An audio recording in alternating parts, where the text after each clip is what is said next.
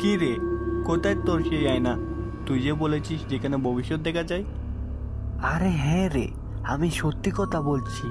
একদিন যখন ওই আয়নাটা দেখেছিলাম আমি, তখন দেখতে পাই হঠাৎ করেই কেমন যেন আমার একটা ছবি এসে মিলিয়ে গেল। আবার আবার জানিস, একটু পর দেখতে পাই একটি ঘরে দাও দাও করে আগুন জ্বলছে। আর সব থেকে অবাক করা বিষয় হলো, ঠিক তার পরের দিন সকালে সে বাড়িতে আগুন ধরে গিয়েছিল।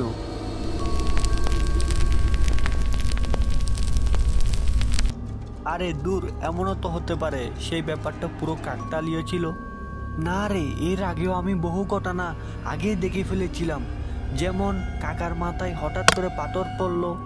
সে কি কি বলিস? তাহলে তো তোর উচিত কোনো বিপদ আসার আগে সবাইকে সতর্ক করা। দেখ তো তুই কিছু দেখতে পাস কি না? কই, কি যে বলিস, আমি তো এখানে কিছুই দেখতে পাচ্ছি না।